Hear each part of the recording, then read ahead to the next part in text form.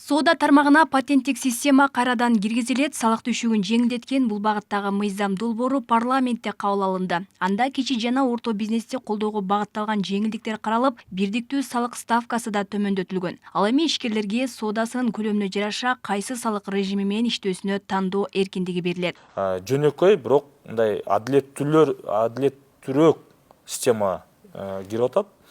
Алар ошо же жалпы режимде, же бирдиктүү салыкта катталыш керек. Ага катар дөң соода менен алектенген ишкерлер патентке өтүп, соода жүгүртүүсүн атайлап ылдый көргөзүүсүнө жол берилбейт. Ал үчүн атайын чектөөлөр киргизилип, товарды импорттоого тыюу салынат. Ошондой эле бирдиктүү салыктагы 0,1 туруму жоюлуп, 0,5 турумдун жылдык соода жүгүртүү чеги 30 миллион сомдон 50 миллион сомго чейин көтөрүлгөн. Компаниялар ушундай патент эмелерди колдонбой, өзүнүн жана тура эмес схемаларына кээ бир мындай айтканда чектер да коюлуп атат.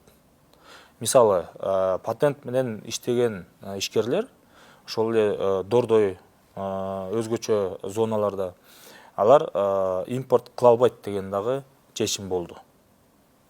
Мындай айтканда, эгер чын эле эсепке кыйын болуп атса, эсеп фактура жана отчетторду бергенден кыйналып жатса, анда ишкерлер импорт деле кылбаш керек негизи. Учурда 1 жылдык товар жүгүртүүсү 15 миллион сомго жетпегендер салык төлөбөйт. Бирок аларга ККМ аппараттарын милдеттүү түрдө колдонуу талабы коюлган. Ал эми 30 миллион сомдон ашкандар соода жүгүртүүсүнөн 0,5% салык төлөйт. 50 миллион сомдон ашса 1% салык төлөйт. Толук патент да жоюлган эмес. Мисалы айтса кетсек, таксисттер, санитарный служба, устаканалар, жеке өзү иштей турган эмелерде ставка патентте калган.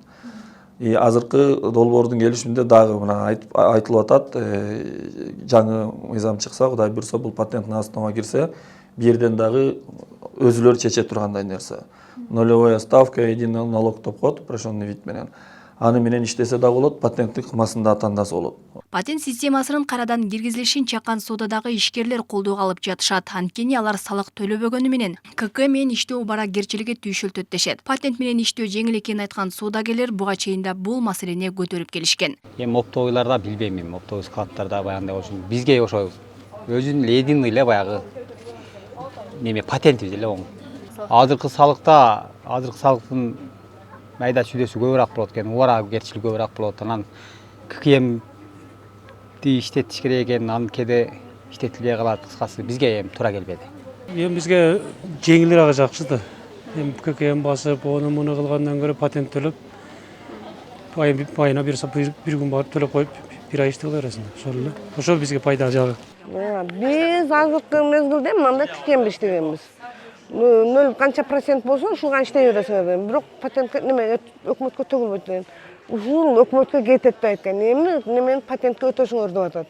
Эми мамлекет өкмөт өттүсө өтөбүз, калдыса калабыз. Эске салсак, Кыргызстанда соода үчүн патенттер 2024-жылдын 1-июлунда жоюлган. Ага ылайык көзөмөл кассалык машинени милдеттүү колдонуу тартиби күчүнө кирген. Буга чейин базарларда соода саттык менен алектенген ишкерлер ККМдин киришине каршы бир катар нааразычылык акцияларын өткөргөн. Алмагүл Эрке, Байгызы, Маруф Шакиров, Ош ТВ.